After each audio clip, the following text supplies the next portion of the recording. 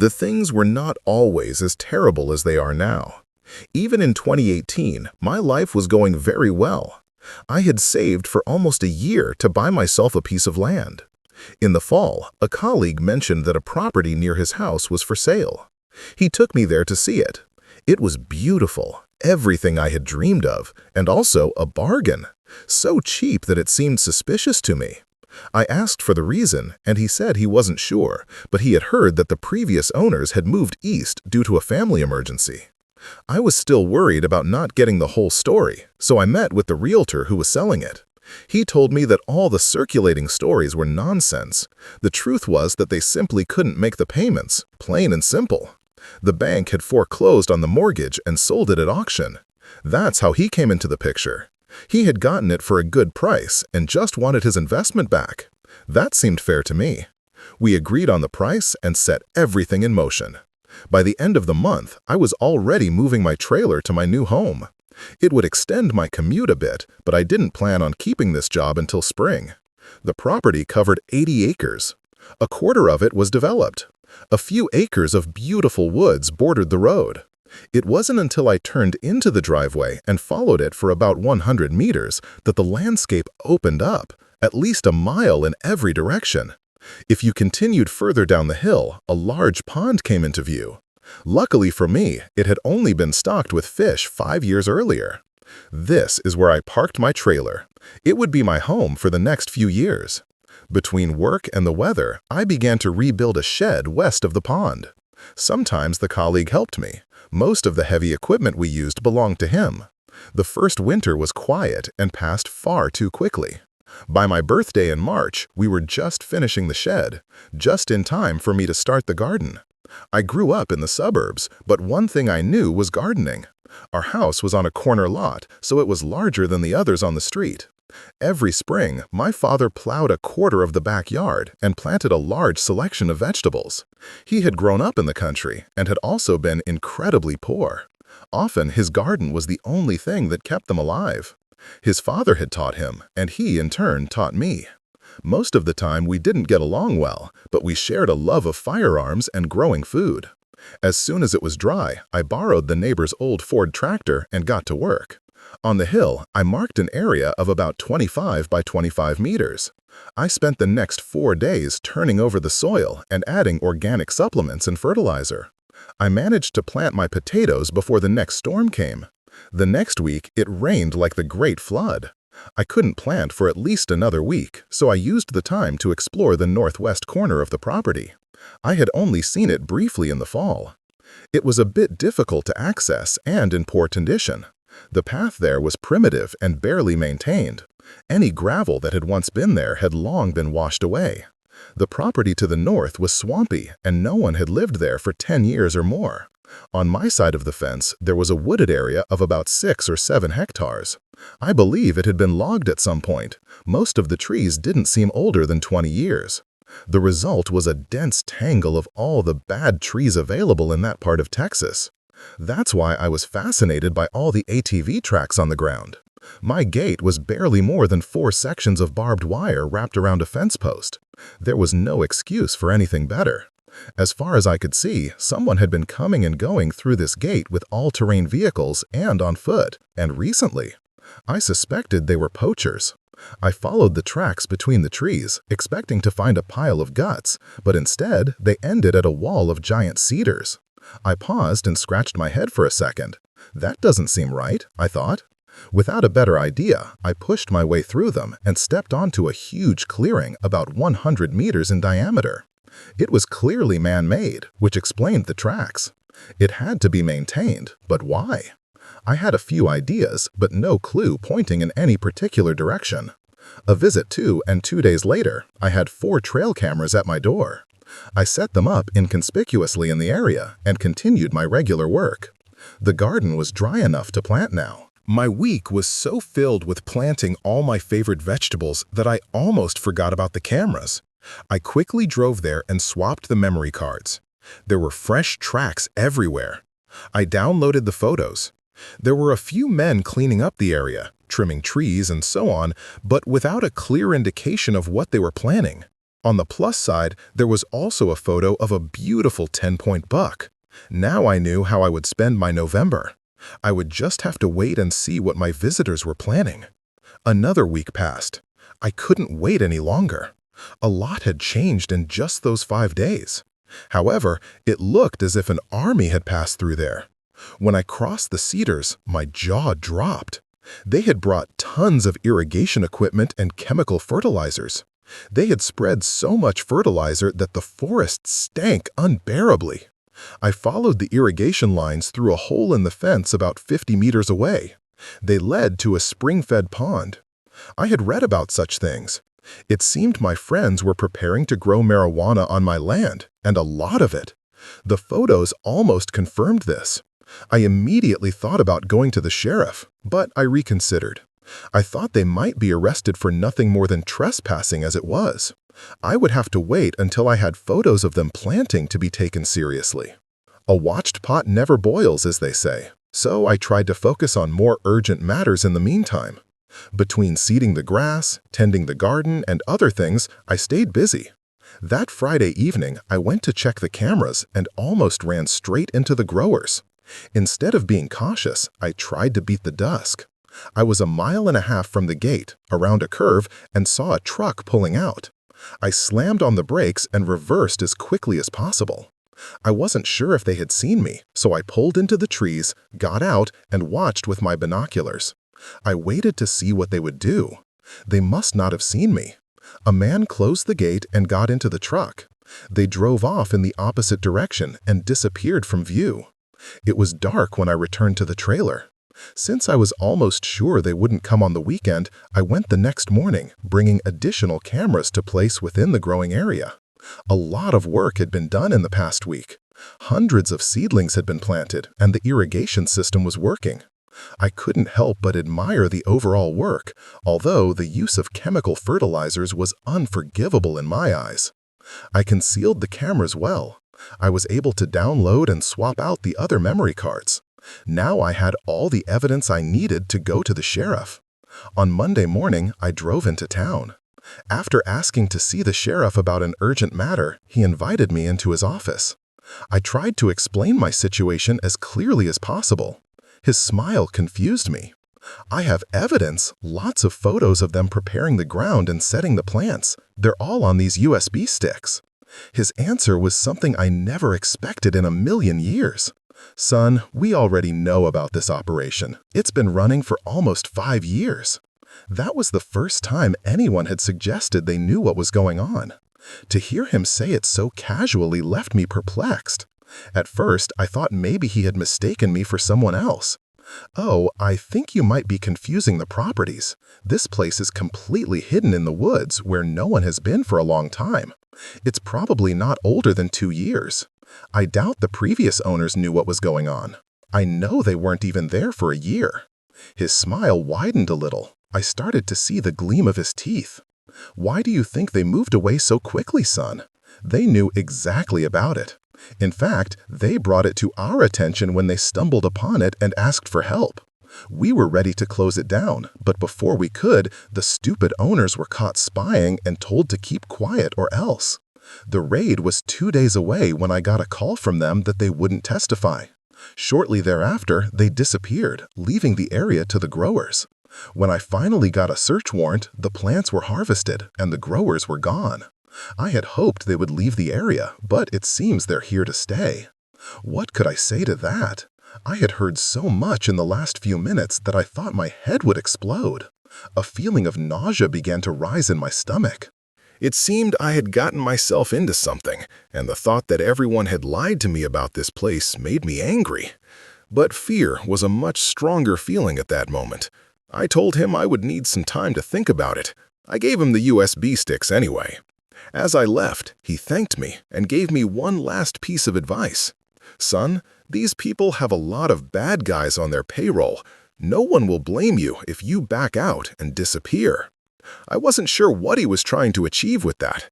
At first, I thought if someone like the sheriff is afraid of these people, I have no reason not to be. It wouldn't be until that Friday that I understood his intention. I stopped at the same spot as before and watched those idiots as they came and went, talking and joking as if it were their property, as if they had the right to be there. Then one of the men threw a cigarette on the ground, and that was the last straw. Everyone in Texas knows that rain is often scarce in the warmer seasons, so scarce that we regularly have runaway wildfires. Seeing these bastards drop burning cigarettes without a thought made my blood boil. For God's sake, this was my land. I would do anything to drive these intruders out, even if it cost me my life. In that moment, it clicked in my head. Reverse psychology. What now? Whatever it takes. That night, I informed the sheriff that I was in. He congratulated me and told me to stay close to the phone. On Saturday morning, I went back to remove the cameras. The sheriff had said we had enough evidence to move forward. The plants were growing fast.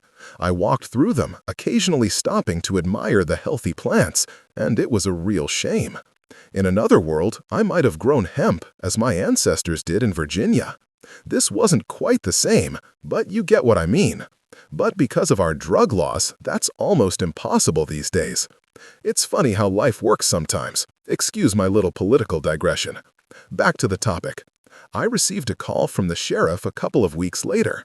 It was a Tuesday evening, and he wanted me to get ready. The surveillance was over, and the search warrants were in order.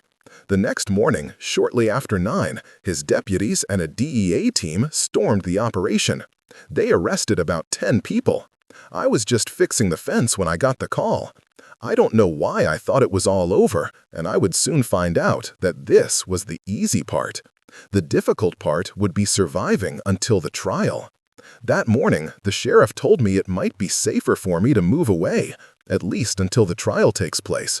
He didn't have enough personnel to protect me, and I thanked him for his consideration, but this was my home, and I planned to die here.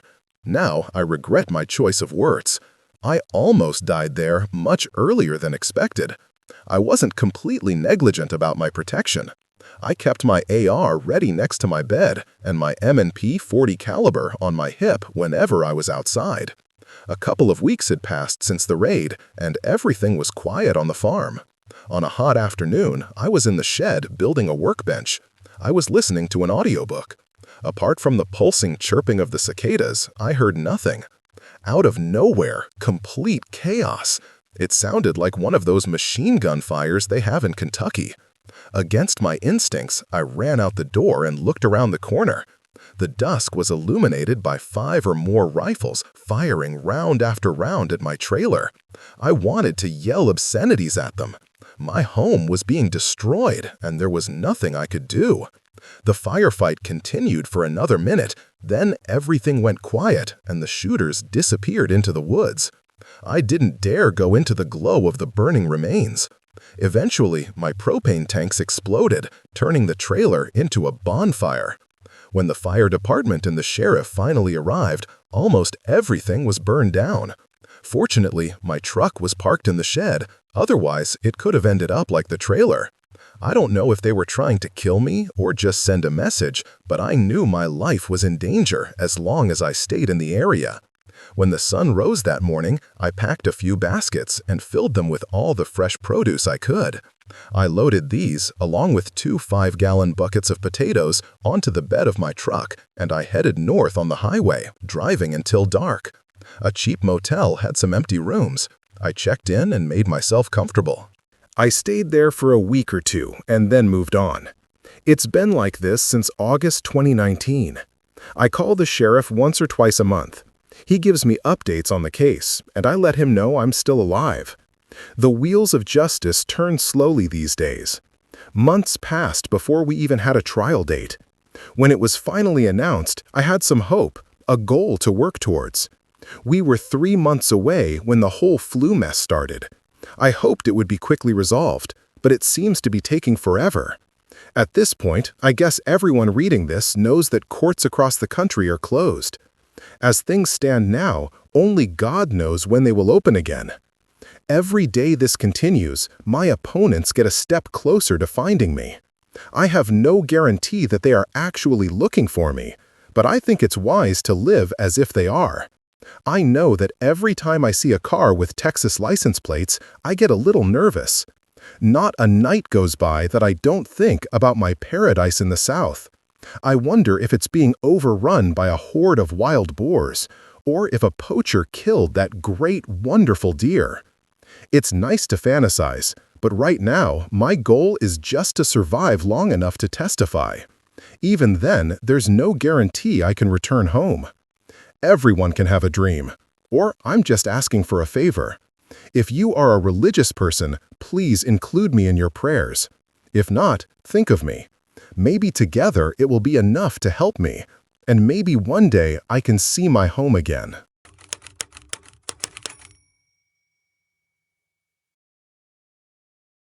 This happened in Oregon, near where I live. A friend from school had a birthday soon. He invited a group of 5 of us to his family's ranch to camp for the weekend. He was a pretty nice guy, and I had just gotten a K9.8 that I was eager to shoot. The ranch is large, about 500 acres, maybe more. When I arrived, the host announced that we would be camping about 8 kilometers away. The spot was on the bank of a river, and we transported our gear in the back of an old work truck to the campsite. 4 of us had brought small 2-person tents. We set them up around the campfire. One of the guys, Damien, said tents were for wimps. He would sleep under the stars like a real cowboy. One of the other guys quickly pointed out that he was a 17-year-old city kid, then called him an idiot, and we all just laughed. I don't think Damien had ever camped before. He stayed quiet for the rest of the evening. Sunset came faster than expected. Instead of cooking our dinner after setting up camp, we started shooting. I just put a can of chili in the fire and relaxed. A couple of the guys had to cook their bacon and other things with flashlights after they burned their food. They shared a Slim Jim and went into their tents. I did the same about an hour later, leaving Damien to enjoy his night under the stars. I fell asleep easily, but was woken up around 3 a.m. by Damien. It had started to rain, and he wanted out of the water. If it hadn't been so funny, I might have been annoyed. Goodbye, real cowboys. Around 7 o'clock, I got up, stepped over Damien, and went to get breakfast. The host, Pablo, was already awake. He had started the fire and was cooking eggs. I wished him a happy birthday and took the kettle off the fire. After partially filling my basin, I put it back. I poured some cold water from the stream into it and washed up. Pablo was done, so I took his pan and made myself some scrambled eggs. I ate them directly from the pan like I do at home. I washed the pan in a bowl of fresh water and left it for the next person. Then I hung my sleeping bag over my tent to dry it. Everyone was up by now, including Damien. We voted on whether to shoot or fish, and shooting won. We took our guns and walked up the hill. 3 steel targets were set up about 50 meters away. Each guy loaded and started shooting. I let Pablo shoot my Mauser as a birthday present. I watched the hits through my binoculars. A car caught my attention in the distance. The road seemed about 800 meters away. Pablo didn't say anything. I assumed the road wasn't on his property. The car stopped and 3 people got out. I ignored them and looked back to watch my friend shoot. A minute later, I heard a whistling sound pass by my head. I knew what it was. I was surprised that a ricochet could travel that far.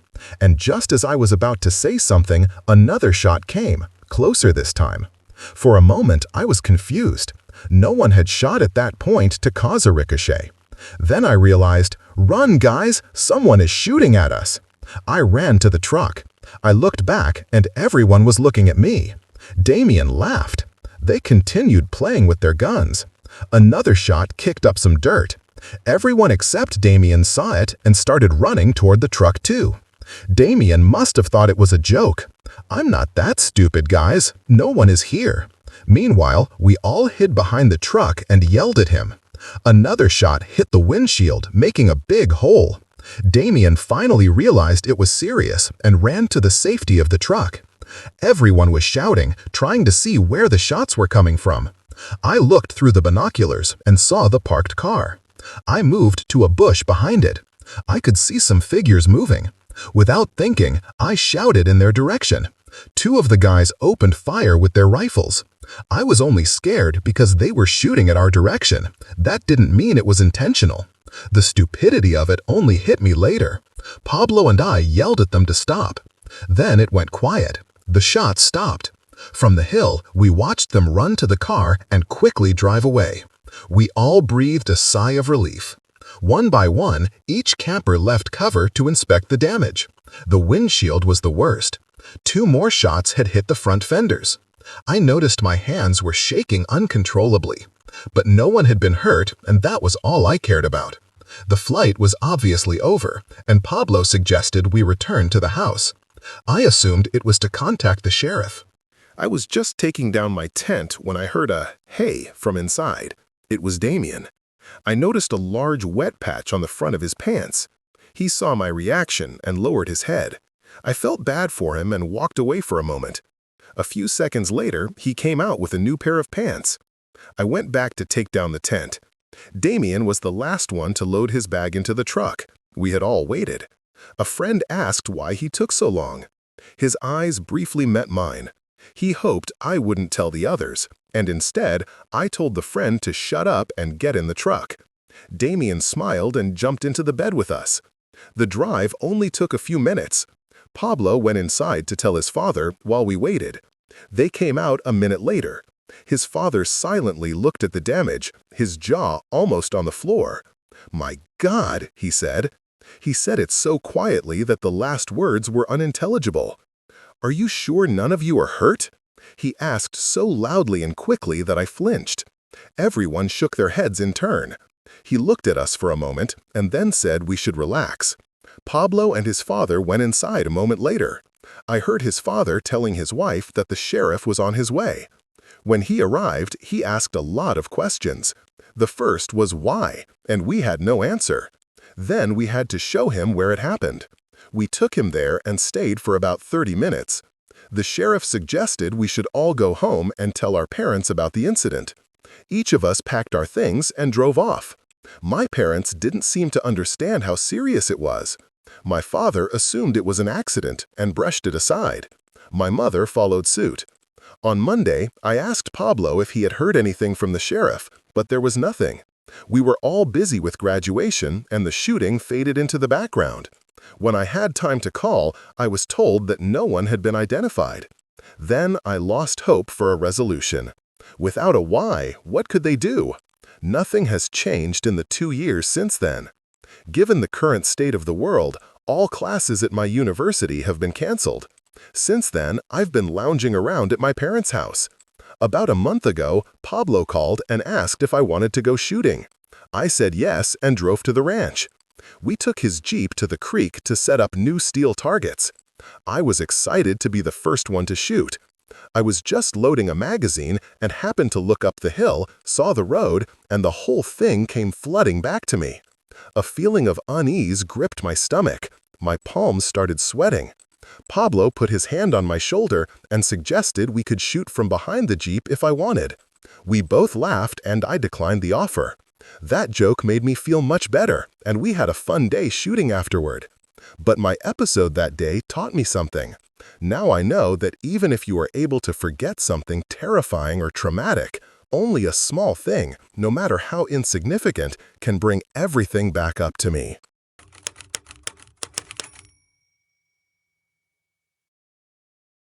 Years old, I was sent to kindergarten. At that time, I was a very shy and quiet girl. I was alone when this chubby boy approached me. Let's call him Ander for this story. Ander started talking to me and mentioned that his family had a farm near ours. I was curious and asked him which one it was. We talked until nap time and soon became good friends. On weekends, one of us would drive with our driver to the other's farm to play. There weren't many children in the area, so most of the time it was just the two of us. In middle school, we were like siblings. He was even my first kiss, although it meant nothing to either of us. In high school, we dated other people and met up at parties. I don't think either of us looked at the other in non-platonic terms. This continued until our third year. I was excited about the prom, but no one had invited me. I heard that Ander didn't have a date, so I asked him. He said yes, but as a favor for an old friend. On the night of the prom, some of our classmates rented a hotel room for a party. We both drank too much and ended up kissing. The next day, we talked about what had happened. Eventually, we decided we should start dating, if only to make sure it wasn't the alcohol that caused our actions. We dated for the rest of that year and the following year, and it went well. When the time came, we lost our virginity to each other. It was special, but the relationship didn't become very intimate. Basically, we were the same friends as always. The only difference was that we didn't date others and occasionally slept together. Overall, it was perhaps the happiest time of my life. Ander always treated me well, and even when I went to college, he understood that breaking up was for the best. We stayed in touch, calling each other about once a month. That's how I learned that he started dating one of our classmates. Sarah was our age and a very nice girl. She stayed in town and attended our local community college. When I visited during the holidays, I would go out with them. They were a very lovely couple, and I told them so. However, Sarah's past was not happy. As far as I heard, she had been abused as a child. This had caused significant damage to her psyche, and she had tried to commit suicide at least once during high school. She was institutionalized and came back much happier in her freshman year of high school. We all assumed she had overcome her demons and that the self-destructive behavior was a thing of the past.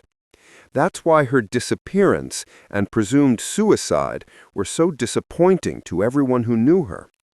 According to Ander, they had an argument during dinner or over something equally trivial. After that, she gradually became more distant. One afternoon, she was supposed to go to his house, but never arrived.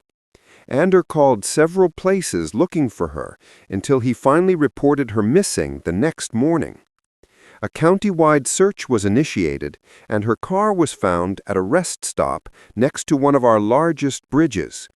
There were no signs of foul play, so the case was considered a probable suicide. I heard about it on Facebook and called Ander to express his condolences. We spoke briefly, and it was clear that her death had hit him very hard. The following years passed quickly, and before I knew it, I was graduating, with no real prospects. I thought it would be best to move back home. My father could always use a helping hand. Ander's mother, his last family member, had died the year before Sarah's death. He inherited the farm and some money. He invested in some pigs and a lot of chickens. And by the time I returned, the chickens were already laying eggs. They were those free-range chickens popular in upscale restaurants. They were smaller than usual, but very tasty. Ander and I started dating again, and soon we realized we still had feelings for each other. The relationship developed quickly until I was staying with him almost every night. In the meantime, a new district attorney was elected who reopened Sarah's case. No one knew why, and I don't know the reason, but that's actually not important. What is important is that she had several influential friends, and with little more than a gut feeling, got a search warrant for Ander's house. He wasn't home when it was executed. I had just gotten a job working with disabled children at a daycare center. Ander never knew it happened, let alone that they found blood. They sprayed luminol in several rooms. Small amounts were found in the kitchen cabinets, but the largest amount was found around the bathtub and the drain. I walked around completely unaware for another 4 months. DNA tests had confirmed that all blood samples belonged to Sarah. I was back at work when Ander was arrested. For some crazy reason, he didn't immediately ask for a lawyer. He was well off. He could have afforded a great lawyer if he had wanted one. Instead, he allowed himself to be interrogated for hours. Maybe he thought he was smarter and could convince them they were wrong. If that was his thinking, his arrogance was his downfall. For more than 4 hours, the police officers tormented him. He always had a plausible explanation for every question. Why was there blood in the... Maybe she cut her finger while preparing a meal. Why did we find so much blood in the shower and the drain? Maybe she had a nosebleed. I wish she were here to answer your questions. This fight continued until one of the officers tried a new approach. Can you explain why you were seen driving Sarah's car toward the bridge the night she supposedly disappeared and returning on foot the next morning by the same person? I'm paraphrasing, of course, but something similar tripped him up. No one had seen anything like that. Ander didn't know that when he answered. They knew they had him, and they attacked. Soon after, he broke down and confessed to killing her. They finally got the confession they needed, but one question remained. Where was Sarah's body? Aside from admitting that he dismembered her and disposed of the parts, the full story never reached the public. I only found out because I was at a restaurant with a police officer who was involved in the case. He was a friend of ours, a few years older. He was drinking with us. He had drunk a lot, and one of the guys pressed him to reveal some inside information. Then he told it. Personally, I wish I hadn't heard it. To keep it as brief as possible, after dismembering her body in the bathtub, he intended to bury the remains in one of the pastures. He changed his mind, mainly because he feared coyotes or other scavengers would dig them up. Our friend hesitated. "Come on, man, don't be a spoil spot, tell us." We were all sitting on the edge of our seats, and the guy kept pressing. Our friend took the last gulp of his beer and said, "He fed her to the pigs, man. Is that what you wanted to hear? Your friend cut up a girl who never harmed a fly and fed her to his damn pigs." We were all speechless. That was the last thing I expected. I was having a hard enough time grasping that my best friend was a murderer, and when I heard that, any respect I still had for him vanished. This case had obviously affected everyone involved severely. Even this young police officer, a guy who'd known Ander as long as most of us. A few seconds passed before he stood up and ordered another drink. After being served, he sat down alone at another table and cried for several minutes. I had only been home for a few minutes when the call came. I told him I would come after I showered. I didn't give him a chance to speak. When I was silent, he spoke calmly and quickly. I still remember every word. "I'm sorry, Cindy. I've done something terrible. You and I won't see each other again. Thank you for being my friend. I will always love you. Goodbye." He hung up. I didn't understand. I immediately called his house, but there was no answer, and nothing made sense. I had never done anything as bad as crossing a street without looking. Then Sarah's death came to mind. What had I done? Why would he confess to something he didn't do? I was so upset that I couldn't think clearly. I think I was still crying when the news came on TV, and I knew nothing about the DNA results. It was still almost impossible to believe he had done it. No motive was disclosed, and I still don't think he ever gave one. After his confession, the prosecution took the death penalty off the table. A deal was made for life imprisonment with the possibility of parole after 30 years. I tried to talk to him at the hearing, but he simply ignored me. After they took him away, his lawyer handed me a note. It simply said that I should not try to contact him, that I should move on and find someone who isn't a monster. Any hope I had left shattered in that courtroom. A friendship of over 20 years ended in an instant. The most important man in my life, besides my father. Not a month had passed that I hadn't talked to, since I was 5 years old. It was a very hard loss to process, and I'm not sure if I can ever trust anyone again.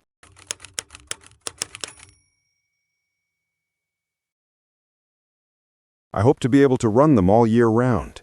Just last year I found 30 acres near town. This particular property was part of a large farm, but was partitioned off for a family member of the owner.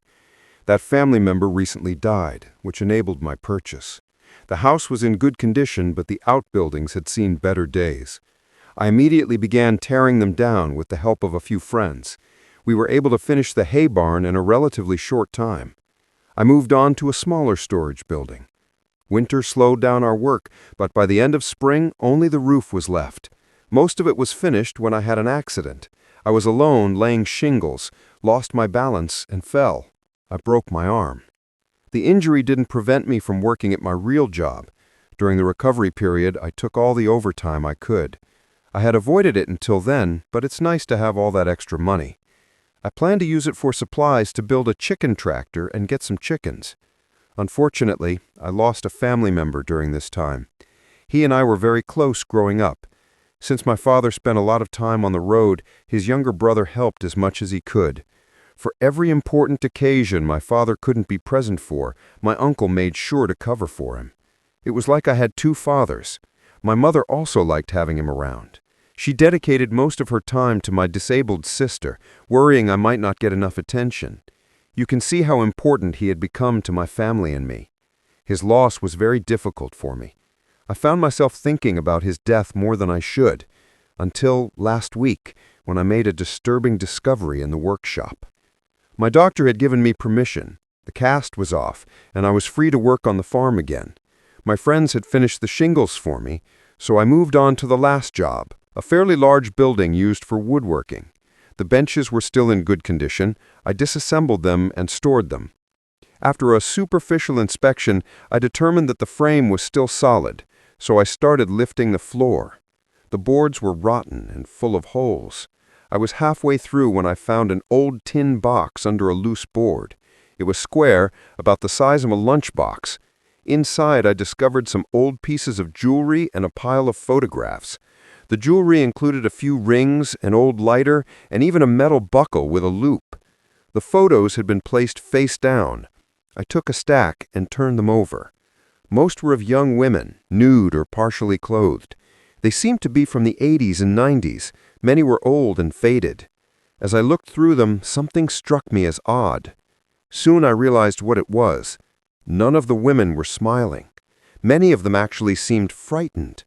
I started turning them over and found that a name and a year were written on the back of each one. Mia Sylvia, 1991. Stephanie, 1983.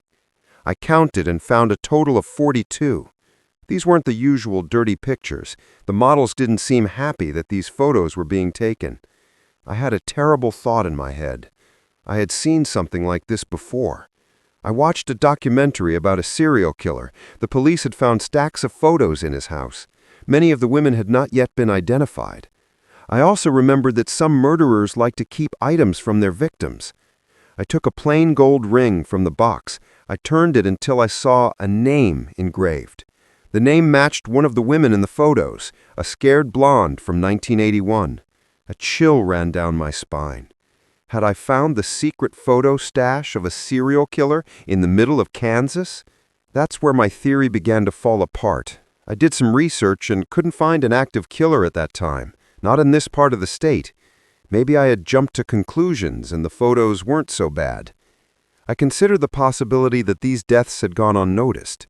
It's hard to believe that 42 women could disappear without anyone noticing. 42. The number still amazes me. How could someone get away with killing 42 people and not get caught? That's the biggest problem with this whole theory. It was probably just some pervert who hid his trophies under the floor of his workshop, and that's it. But what if not? Honestly, I change my mind every few minutes. I sat on this box for a week, unable to decide whether to go to the police. Just last night I had a nightmare. A dirty old man killed a woman in front of me. I tried to tell people, but no one listened to me. I woke up covered in sweat and shaking, and that was the last straw. I've decided to go to the police tomorrow. What happens after that is up to them. I just want to return to my normal life as a simple hobby farmer. However, if I ever hear anything new, I will write an update. Just between us, I hope it's nothing If it is what I think it is, then it means someone got away with murder 42 times and never got punished. That's perhaps the most frightening thing.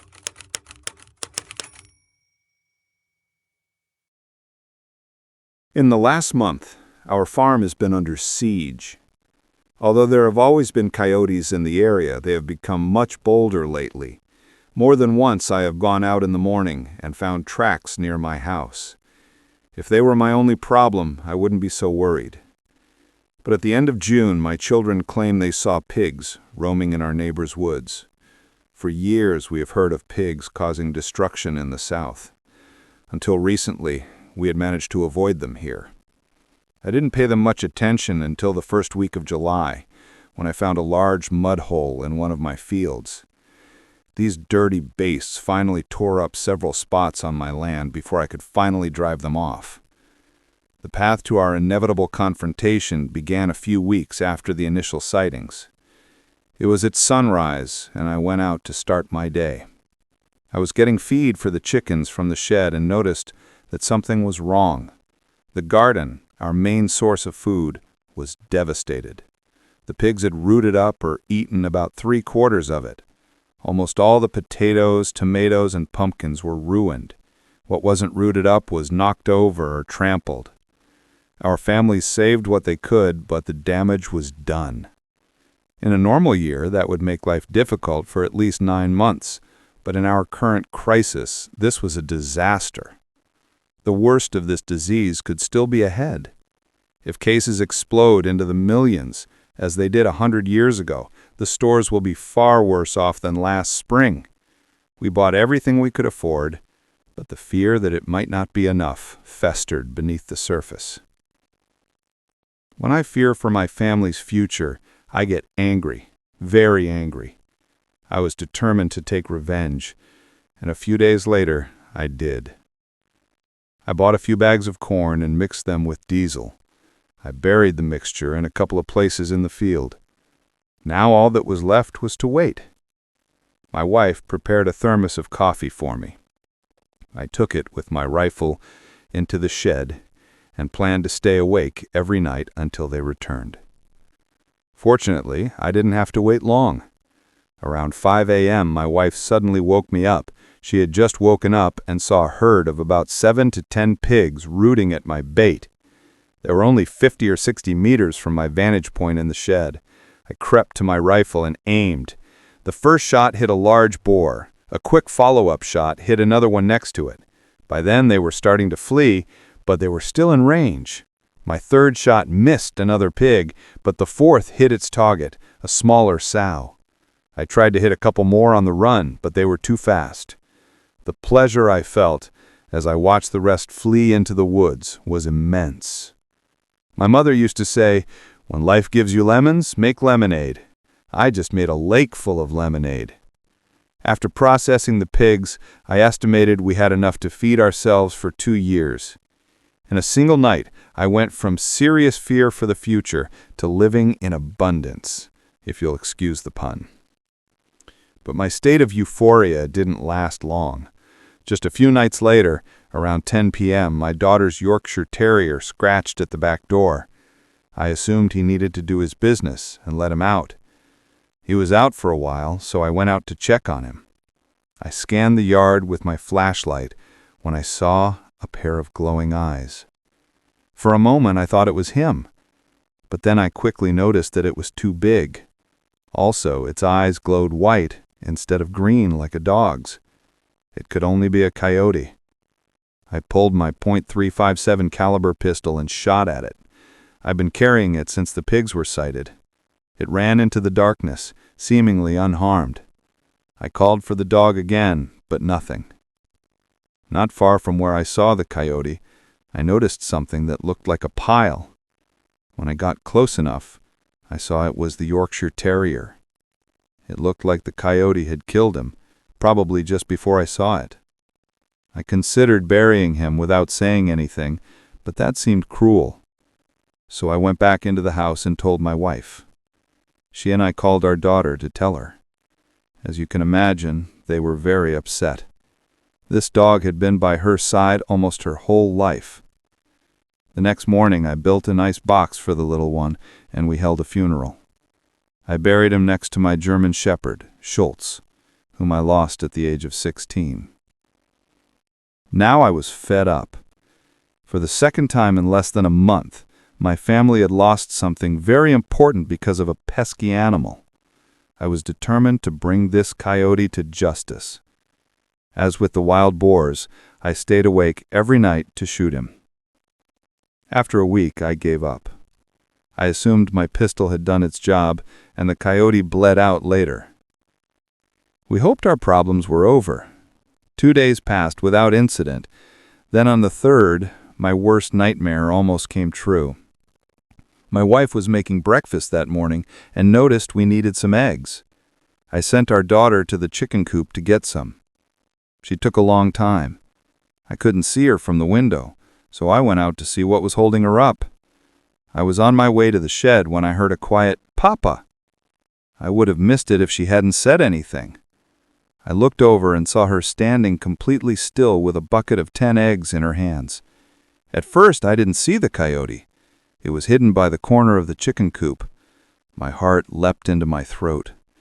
I took a long, shaky breath and tried to focus on the threat. She quietly asked what she should do. I advised her to stay still and not make any sudden movements. A long moment passed before I remembered I had a pistol. I slowly and quietly lowered my hand. When I reached the holster, I found it empty. I must have left it inside. Panic began to grip my mind. At some point, this coyote would attack my daughter, and there was nothing I could do.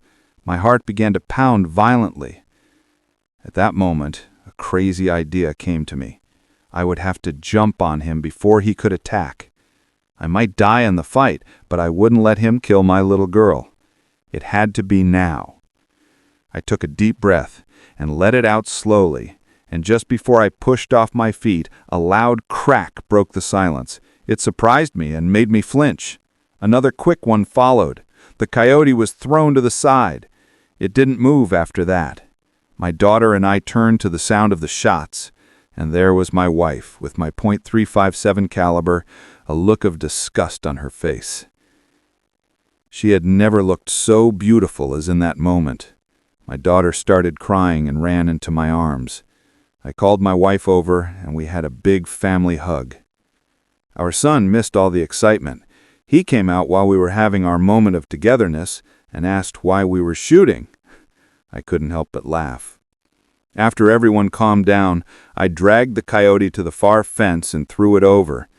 That was something my grandfather used to do. He said it would keep the coyotes away from the farm. I'm not sure if it works, but at this point I'm willing to try anything. When I returned to the house, breakfast was ready. It was perhaps the best meal I've ever had. Almost 2 weeks have passed without incident. I can only hope my animal problems are over. I still carry my pistol with me, just to be sure. Maybe we won't be so lucky again. This mess reminded me that we shouldn't take life for granted. Hold your loved ones close. At any second, one of us could be lost. Every day, remind your family that you love them, and live each day as if there were no tomorrow.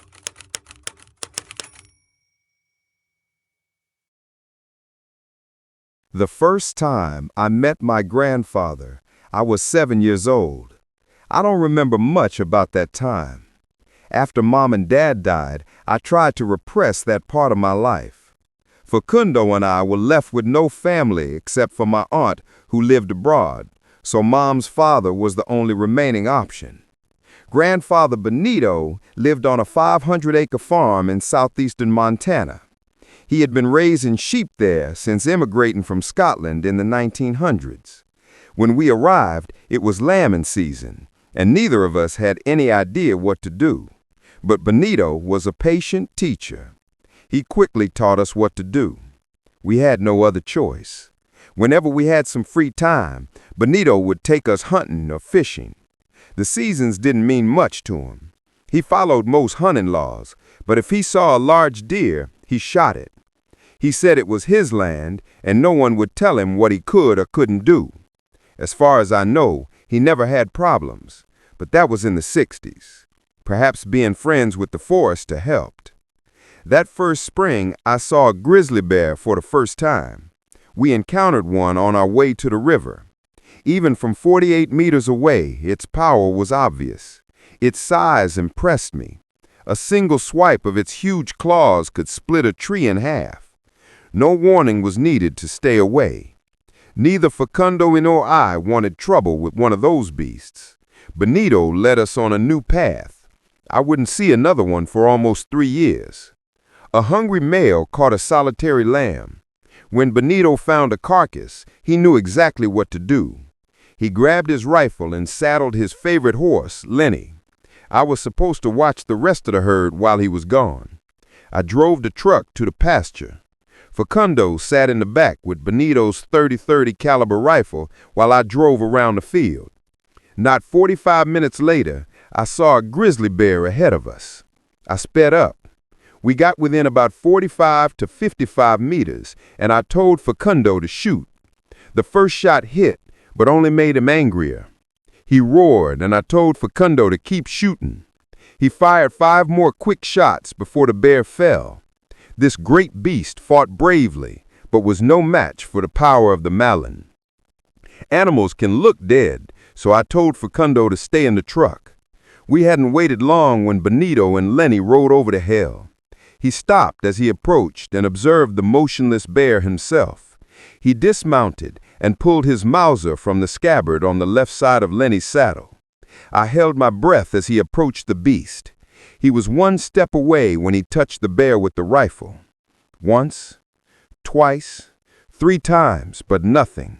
The monster had truly fallen. A 13-year-old boy had defeated one of Mother Nature's biggest predators. When I knew it was safe to breathe, I ran to the grizzly bear, Facundo right behind me. Bonito's working face showed a smile, the first and last I can remember. I'm not sure if I should believe it, but I certainly saw it. "You're a man now, son," he muttered, his Scottish accent coming through. Despite small bouts of jealousy, I idolized my younger brother. Bonito playfully ruffled his hair and shook his hand. Had I known that this day would be the pinnacle of our time with Bonito, I might have enjoyed it a bit more. Since everything we did was a learning opportunity, Bonito took out his knife and gave us a lesson on field dressing a grizzly bear. All 3 of us carried the meat and the hide to the truck and loaded it onto the bed. While Bonito took Lenny to the barn, I drove the bear pieces home. For most of the spring, we ate grizzly bear in every conceivable way. It's definitely an acquired taste. I tried brown bear on the coast of Alaska, but the taste was too fishy for me. I liked our bear much better. I don't think Facundo liked it, but you ate what you got when you lived with Bonito. Besides, I think it made him proud to provide such a large catch for us. Life more or less continued like this through the summer and into the winter. That winter was particularly harsh. The blizzard of '69 is still talked about in Montana. Times were certainly tough, but Bonito didn't let a little snow get him down. We were all glad when the thaw set in. Our hands were busy with lambing season, but as soon as we had some time, Bonito took us to the river to fish. The trout were biting like crazy, and soon we had split up. I never got the full story from him, but I believe he saw most of what happened that morning. We all knew there would be grizzly bears in the area. Fish are among their favorite foods. By this time, Facundo and I had gotten used to looking out for them. I have no doubt that both animals simply surprised each other that morning. If you encounter a grizzly saw with her cubs, she will charge. A fishing rod might look like a rifle to a bear. Whatever she may have thought, Facundo didn't stand a chance. Bonito was the only one carrying a weapon, and it was already too late to do any good. He managed to fire a couple of shots, but I think the fact that she had cubs made his aim a little inaccurate. Perhaps he was also hesitant to orphan those cubs in that moment. Bonito was certainly devastated by what he saw, but I don't think he blamed the bear for her reaction. The rush of the water was too loud for me to hear the attack. The shots were the first thing that got my attention, followed soon by that terrible wail. That's when I knew something very bad had happened. When I arrived at the scene, Bonito was holding Facundo in his arms, crying and groaning. At the sight of him, I broke down. Soon I was crying and screaming too. I cursed God for taking my little brother. I begged and pleaded, but ultimately it didn't make a difference. I had a big hole inside me for a long time, but for Bonito, I believe he died that day. I don't remember much of the rest of that afternoon. It was already getting dark when the sheriff showed up at the house. Facundo was laying on the table. I received him and his deputies at the door. Bonito was sitting silently at the table next to Facundo's beaten body. I let them into the kitchen. The sheriff talked to Bonito, offering his condolences and so on. I didn't think he heard a word of it. When the sheriff saw the body himself, any doubts he might have had vanished. Soon he left us alone to grieve, but the outside world kept pressing in. Every minute someone new called, offering their condolences. Even some of the surrounding farmers showed up. All this pity quickly became suffocating. I tried to be polite to everyone, but without Bonito, I felt overwhelmed. Eventually, I simply started asking people to leave. Most of them understood. Finally, it became quiet around 10:30 p.m. I went to bed soon after that. Before I did, I looked into the kitchen and told Bonito good night. He was cleaning up the mess from Facundo's body. He didn't bother to answer. For a brief moment, I thought about telling him to leave it to the funeral home, but then I thought better of it. It was something he needed to do, and I didn't want to take it away from him. Little was said in the days leading up to the funeral. Bonito spoke, but it seemed to pain him. Things still got done, but I think it was more out of habit and necessity than desire. When the funeral personnel came for Facundo, I could see that it was hard for Bonito to let him go. He spent the day in his room, occasionally talking, I believe, with Facundo. Although the employees and I didn't mind, personally I worried about his sanity.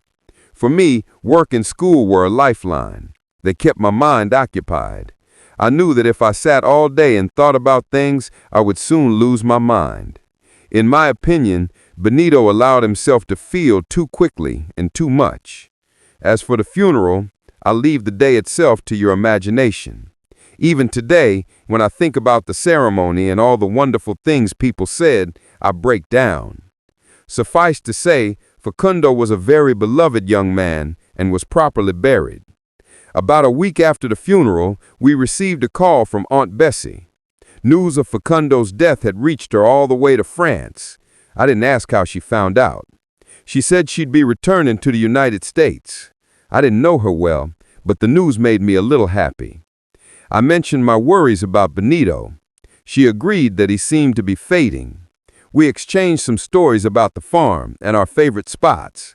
Shortly before she hung up, she gave me her flight information. I promised we'd be there to pick her up, and hung up. I mentioned to Ben that Bessie was coming back, hoping that he'd be happy. Instead, he just said, "How lovely," and returned to his newspaper. We met Bessie the following week. Bonito picked me up from school on the way to the airport. She was completely different than expected. I had seen hippies on TV, but she was different. Bessie was free love personified, even though she was dressed in the best Parisian fashion. Perhaps her style surprised me a bit, but Bessie was the kindest person. We hit it off immediately. After changing into a more rural outfit, she resembled the stranger Bessie I'd seen in the photos. Although she was a devoted lover of all things French, she plunged headfirst into sheep farming. I had to remember that she had grown up on this farm. Even though she was a little rusty, her experience was of great benefit. In the evenings, she would tell me about Europe and all the incredible changes happening in the world. She made me marvel at everything she had seen. Even after living the first years of my life in the city, only a few years in the country had changed me. Occasionally, the topic shifted to Bonito. He was improving a little, but the spark he once had was gone. Soon he started taking long walks in the hills. It was a noticeable change, but we considered it good. I had always considered the hills Bonito's church.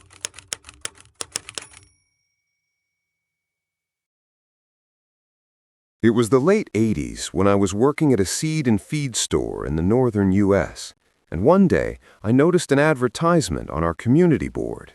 It was for a job as a caretaker on a nearby farm. That piqued my curiosity, so I called. It turned out the job was temporary, which made it even more attractive since I had wanted to move back to Florida for some time, and the higher pay would allow me to do so sooner. The number on the ad belonged to the owner's children. They needed a caretaker to replace their old father, who had suffered a stroke the previous month and was expected to need 6 to 9 months, possibly longer, for rehabilitation. In the meantime, he would live in a rehab facility, so they were looking for a single person or a couple who could live on the farm. There were no crops to plant or harvest, just a couple of horses that needed basic care and exercise whenever possible. I gave a brief list of my previous jobs and some references. They promised to get back to me soon and hung up. Almost a week passed before I heard from them again. They wanted to offer me the job, which I naturally accepted, and I moved in that weekend. The place was nothing special, a modest 3-bedroom house and a couple of large outbuildings on 125 acres of land. My day consisted of cleaning the place and providing fresh feed and water for the horses. After that, I rode one of the horses around the property a couple of times a week. All of this happened before lunch. Afterward, I did some minor repairs that needed doing. When there was no work left, I lay on the couch in front of the TV until dinner. All in all, it was a pretty comfortable job compared to other farm work. The owner's children occasionally called or stopped by, but mostly I had the place to myself. I had been there about 7 months when my preparation for lunch was interrupted by a knock at the door. I opened the door and was greeted by a group of men in suits and FBI jackets. They handed me some papers and said they had a search warrant for the property.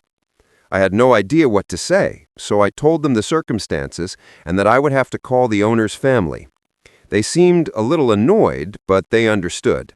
I called the family, and they told me to let them do their job and stay out of the way. They would contact their lawyer, and he would take care of it. I said that was fine and let them do their work.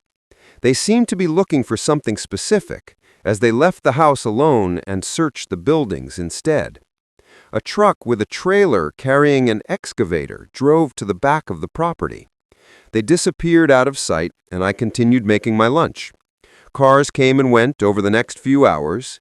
I fell asleep in front of the TV. Later in the day, I was woken up by a commotion outside. I looked out the window and saw a crowd of news vans and cameras setting up in the front yard. One of them saw me and shouted, "There he is!" I was still groggy and had no idea what was going on. A group of reporters and camera operators ran to the window. I pulled the curtains shut and quickly went back to my spot on the couch. I flipped through the channels until I saw the house on the news. At first, it wasn't clear what was happening. I rubbed the sleep out of my eyes and turned up the TV volume. An anchor was talking to another man on the phone while they showed footage of the farm. The man on the phone mentioned a guy who disappeared a few years ago, supposedly a member of the Mafia. Then the footage switched to an aerial view of the back field. A group of the same FBI guys and some state police officers were standing next to the excavator. Next to the hole, 2 black bags lay on the ground. To anyone who had seen them before, they were clearly body bags, and they seemed to contain corpses. My jaw must have been scraping the floor. I felt saliva running down my chin and wiped it away. I was scared and wondering what I had gotten myself into. I needed answers, and fast. I called the family back and told them what was going on. They said they knew about it, but I shouldn't worry. I was not in any legal or other danger. They told me to stay in the house and not talk to the media. They had already been notified, and I was not involved in any way, and should leave soon. None of this reassured me, but there wasn't much I could do at that moment. I hung up and continued watching the news. As the hours passed, the story became clearer. The bodies belonged to 2 Mafia guys who had disappeared a couple of years earlier. The most frightening revelation was that the friendly old man who owned the farm was actually a longtime Mafia associate. The whole mess was twisted and knotted. I tossed and turned in bed all night. I couldn't decide whether to quit or stay for the rest of the time. The world of organized crime was foreign to me, and something I didn't want to be involved in.